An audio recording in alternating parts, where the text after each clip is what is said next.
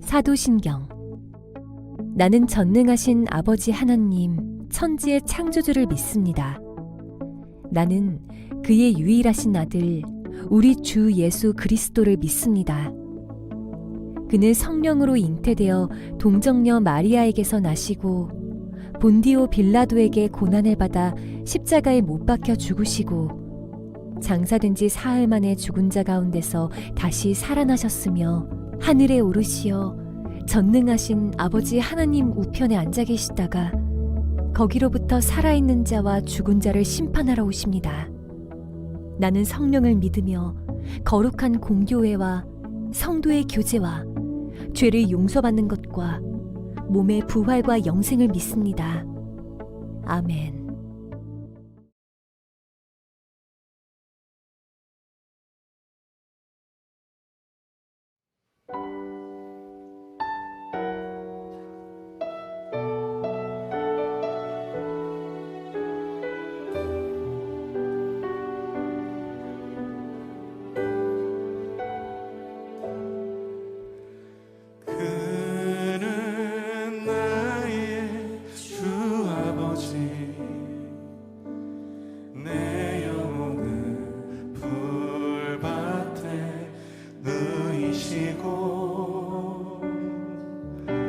새와 나무의 노래로 내 맘을 위로하여 주시네. 양들이 주인 찾듯이 오직 한 분 목자인 내 주님을 내가 찾고 또 따르니 주 곁에 나를 메어 주소서. 주는 내 피난처 내 요새 되시니 내 피할 곳은 주뿐이네.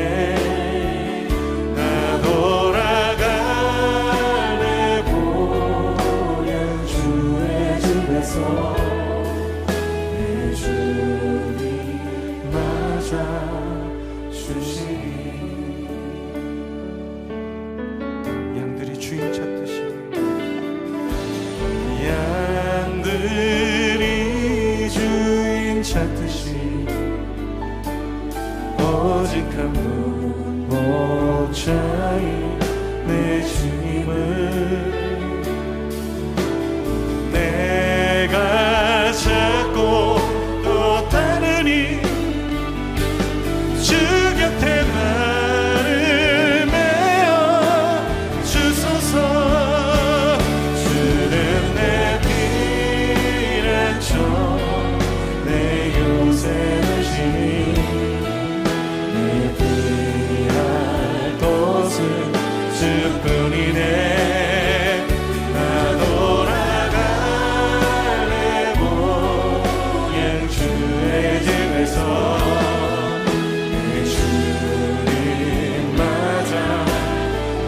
주는 내 피난처 주는 내 피난처 내 요새 되시니 내 피할 곳은 주뿐이네.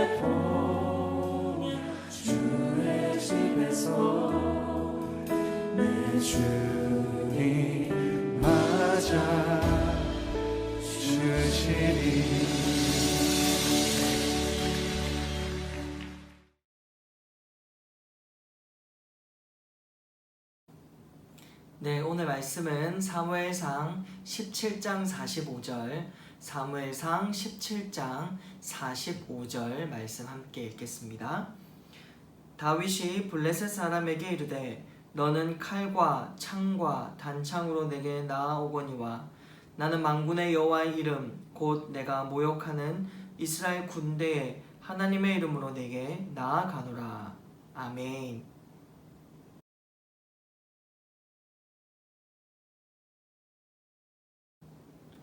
우리 친구들 잘 지냈습니까? 지난주는 태풍도 있었고 날씨도 참 많이 무더웠는데 우리 친구들 어떻게 지냈는지 모르겠네요. 고3들은 학교 등교를 하며 또 불안감에 쌓여 있다고 또 뉴스를 보기도 보았는데요. 혹시나 코로나19에 걸릴까 두려워서 또 걱정이 되어서 제발 온라인으로 돌려주세요 하는 청원도 있었다고 합니다. 참 도무지 답이 없는 이 시간들을 우리 친구들은 그래도 즐겁고 행복하고 기쁘게 살아갔으면 좋겠습니다. 우리 계속해서 위대한 고백 연속해서 말씀을 전하고 있는데요. 오늘은 다윗의 위대한 고백을 함께 나누고자 합니다. 우리는 코로나라는 아주 거대한 상황에 맞닥뜨리고 있습니다. 인생 전체를 두고 보면 뭐 그렇게 큰 일 또 긴 일도 아니지만 지금 당장은 굉장히 해결책이 없기 때문에 참 많이 두렵고 힘든 아주 거대 상황을 맞닥뜨리고 있다라고 할 수가 있겠습니다. 현재로서는 이게 참 보통 일이 아닌 것이죠. 이 거대 상황 가운데 이 거대한 환경과 조건과 이 상황 가운데 우리는 무엇을 어떻게 할 수가 있겠습니까? 또 이 현실 속에서 우리는 어떻게 살아가야 할까요? 성경의 주요 인물들의 위대한 고백을 계속해서 함께 우리가 짚어보고 있는데요. 오늘은 이 다윗의 고백을 통해 우리가 지금 이 상황을 어떻게 헤쳐나가야 될지 또 어떻게 살아가야 될지 지혜와 깨달음을 얻고자 합니다. 여러분, 이스라엘의 첫 번째 왕, 그렇게 장로들과 지도자들과 또 많은 시민들이 하나님께 요구했던, 사무엘에게 요구했던 그 왕으로 첫 번째 세워진 자가 사울입니다. 근데 사울은 처음에는 하나님께 순종했지만 그 뒤로 계속해서 불순종하며 하나님이 왕을 선택하신 것에 대해서 굉장히 후회했다라고 말씀을 하시며 또 다른 왕을 지목하여 부르십니다. 사무엘에게 그 사람에게 가서 기름을 부으라. 왕에겐 기름을 붓거든요. 이것은 하나님의 선택을 받은 자다, 그러한 뜻을 가지고 있죠. 사무엘이 이새라는 사람의 집에 들어갔는데요, 막내 아들 다윗을 하나님이 선택하셨음을 깨닫고 그에게 기름을 붓습니다. 그런데 사람들은 다윗이 왕이 될 만한 그러한 인물이 아니다라고 판단을 해서 아들이 다윗이 있다라는 사실을 밝히지도 않았는데 하나님께서 한 사람이 더 있다 이렇게 말씀하시며 다윗을 불러 세우신 것이죠. 그래서 다윗에게 기름을 붓고 다윗이 이스라엘의 두 번째 왕이 됩니다. 다윗이 아직 왕으로서 역할을 다 감당하기도 전에 아주 어릴 때에 골리앗을 만나게 됩니다. 골리앗은 블레셋 사람인데요, 블레셋 5 성읍의 연합군 중에 가장 대단한 장군인 골리앗을 맞닥뜨리게 됩니다. 다윗은 형인 엘리압에게 도시락을 갖다 주라 라는 심부름을 받습니다. 아버지 심부름을 갖다가 예기치 아니한 전쟁, 골리앗, 그 거대 상황을 만나게 된 것이죠. 사람 인생은 언제나 어떤 상황도 예견하고 오지를 않습니다. 다 예기치 못한 사건들의 연속이죠. 2020년을 시작하기 전에 2020년을 계획하면서 참 많은 기대와 참 많은 계획들을 가지고 우리가 시작을 했습니다. 제 나름대로도 굉장히 2020년들을 가득 채우리라 그런 포부와 기대로 가득했었거든요. 그런데 그 모든 계획과 그 모든 기대는 다 꺾어져 버렸습니다. 코로나19 때문에 참 많은 것들을 빼앗기게 되었습니다. 고등부 한 해를 이제 계획하면서 참 많은 생각들과 고민들과 의견들과 회의를 거쳐서 우리가 한번 잘 세워보자 이렇게 시작한 모든 일이 아무것도 할 수 없는 현실 가운데 처하게 된 것이죠. 4월쯤 되면 끝나겠다 하고 다시 한번 전반기를 이렇게 정리를 하는데 여태까지 끝나지 않고 있습니다. 신천지가 터지더니 지금은 여러 교회들에게 확진자들이 이렇게 쏟아져 나오면서 우리가 불필요한 곤욕까지 치르고 있습니다. 이때 무엇을 할 수 있겠습니까? 정말로 교회 다닌다라고 말하기도 어려운 이 상황 가운데 친구들이 옆에서 나 들으라고 교회가 참 신천지와 똑같다라는 말을 하고 있는 이 현실 가운데 다윗이 거대한 골리앗을 만나는 이 상황과 똑같이 예기치 못한 이 거대한 상황을 맞닥뜨리고 있는 가운데 우리는 무엇을 할 수가 있겠습니까? 다윗을 통해서 그것을 분명히 우리가 알 수가 있습니다.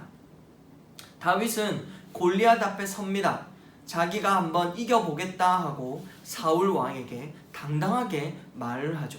사울이 다윗에게 자신의 갑옷과 자신의 투구와 또 칼을 이제 주어서 다윗을 아주 잘 갖춰진 옷을 입혀서 골리앗 앞에 내보냅니다. 그런데 다윗은 영 어색해요. 크기도 갑옷이 사울이 키가 컸거든. 덩치도 크고 다윗은 아주 작고 여린 아주 이쁘장한 사내 소년이었습니다. 그런데 그 큰 사람의 옷을 입으니 얼마나 어색했겠습니까? 그래서 그걸 다 불편한 옷들을 다 내팽개쳐 버리고 시냇가에 가서 아주 매끈한 돌 5개를 주머니에 얌전히 넣습니다. 여러분, 돌 5개로 뭘 할 수가 있겠습니까?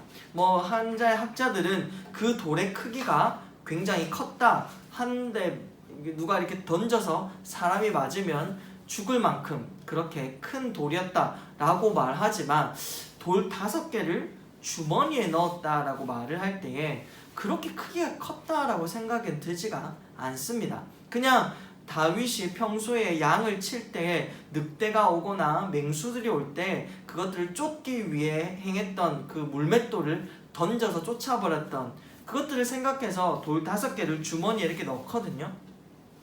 그런 모습으로 거대한 골리앗 앞에 다윗이 섭니다. 골리앗은요, 칼 하나도 인간의 키를 훌쩍 넘는, 보통 사람의 키를 훌쩍 넘는 대단한 걸 들고 있었어요. 그 사람도 거의 키가요 3m가 넘는, 그냥 이렇게만 봐도 무시무시한 사람 앞에서 다윗은 갑옷도 투구도 칼도 없이 그냥 돌 5개, 아주 매끈한 돌 5개만 주머니에 넣고 그 앞에 섭니다. 아무것도 없는 것처럼 보이겠죠. 돌도 주머니에 넣었으니 그냥 맨손으로 나와서 서 있는 것처럼 보입니다. 골리앗이 낄낄대고 웃죠. 도대체 네가 나한테 뭘 할 수 있겠냐? 한번 해보려면 해봐라. 이렇게 말을 합니다. 이쁘장하게 생긴 소년이 전쟁을 한번 싸워보겠다고 나와 섰는데 아무것도 없는 빈손인 채로 가만히 서 있는 다윗을 보고 골리앗은 조롱할 수밖에 없는 상황이죠. 여러분, 다윗이 용감하긴 합니다만 뭘 할 수가 있겠습니까? 여러분, 이 코로나, 이 거대한 상황 가운데 용기가 있다고 뭘 할 수가 있겠습니까? 용감하다고 마스크 벗고 온 천지를 돌아다닐 수가 있겠습니까? 그걸 무슨 수로 막아낼 수 있겠습니까? 이것은 여러분, 용감하다고 되는 일이 아닙니다. 자신 있고 당당하다고 싸워볼 수 있는 일이 아니에요. 그것도 돌 5개로 주머니에 넣은 상태에서 뭘 할 수가 있겠습니까? 그냥 골리앗이 칼을 한번 휘둘면 그냥 나가떨어지는 상황입니다. 그럼에도 불구하고 다윗은요, 큰 소리를 칩니다. 45절, 우리가 읽은 그 말씀 45절 다시 한번 읽겠습니다. 다윗이 블레셋 사람에게 이르되 너는 칼과 창과 단창으로 내게 나아오거니와 나는 만군의 여호와의 이름 곧 네가 모욕하는 이스라엘 군대의 하나님의 이름 하나님의 이름으로 내가 네 앞에 선다. 이렇게 말씀하고 있습니다. 여러분, 골리앗과 다윗의 차이가 무엇입니까? 골리앗은 칼과 창과 단창, 그러니까 그냥 칼, 창, 단창 이것 딱 세 개만 가지고 있었다라는 뜻이 아니라 사람이 할 수 있는 온갖 무기를 장착하고 다윗 앞에 섰습니다. 다윗은 뭘 가지고 섰습니까? 여호와의 이름, 그 이름을 갖고 섰습니다. 칼과 창과 단창은요, 이제 힘을 상징합니다. 그러니까 세력, 힘, 영향력, 그가 가지고 있는 능력, 실력, 뭐 이런 것들을 상징을 하죠. 칼과 창과 단창은 곧 세상적인 것, 세상적인 힘, 세상적인 조건, 세상적인 상황, 뭐 이런 것들을 골리앗이 가지고 있었다라는 뜻입니다. 그러니까 세상적인 눈으로, 인간의 조건적인 눈으로, 능력의 눈으로, 힘의 관점으로 보면 다윗은 영싸움이 되질 않습니다. 그런데 다윗은 당당했습니다. 왜요? 여호와의 이름을 들고 섰거든요. 여러분, 이름하면 무언가를 설명하는 것입니다. 그러니까 사과, 이제 사과를 볼 때 그 이름은 사과라고 할 때 사과의 맛, 생김새, 또 뭐 열매의 크기, 모양, 씨앗의 모양, 뭐 이런 것들을 그 이름에 설명이 붙어져 있는 거죠. 그러니까 그것의 본질을 설명하기 위해서 이름을 갖다 붙이는 것입니다. 저도 그냥 저의 모습 이대로이지만 저에게 붙여진 이름은 김민혁입니다. 김민혁이라는 사람을 생각할 때 성격이 어때요? 눈매가 어때요? 모양새가 어때요? 몸매가 어때요? 뭐 말투가 어때요? 뭐 이런 것들 쭉 설명을 하잖아요. 그런데 지금 다윗이 여호와의 이름을 들고 섰다라는 것이 도대체 무슨 뜻일까요? 여러분, 하나님의 이름은 우리가 생각하는 이름의 그런 의미와는 굉장히 다릅니다. 그러니까 우리는 의자하면 의자의 모습을 생각하고 설명하고 이해되는 정도에서 의자를 생각하게 되죠. 그런데 하나님의 이름 하면 좀 달라요.